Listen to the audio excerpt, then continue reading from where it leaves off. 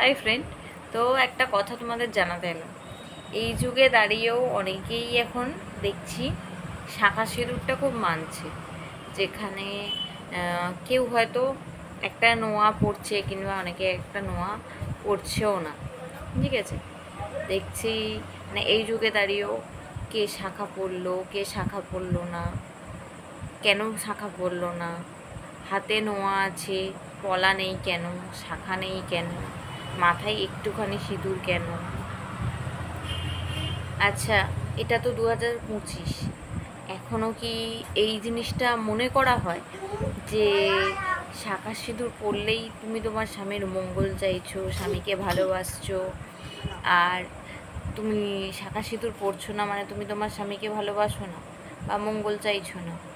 আচ্ছা, শাঁখা সিঁদুর পরার জন্য কি স্বামীর আয়ুটা 5 বছর, 5 বছরই বলছি, 5 বছর কি এক্সট্রা হয়ে যাবে?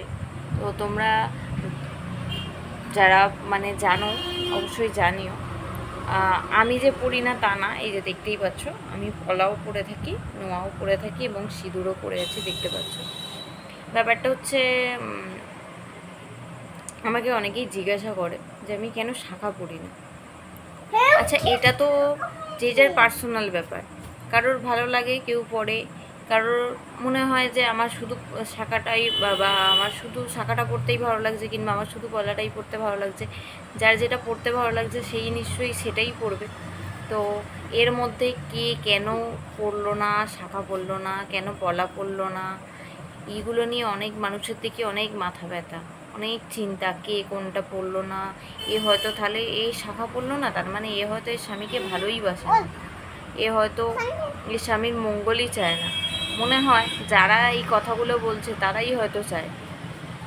তো তোমরাও কমেন্ট করে জানিও তোমাদের মতামত। বাই।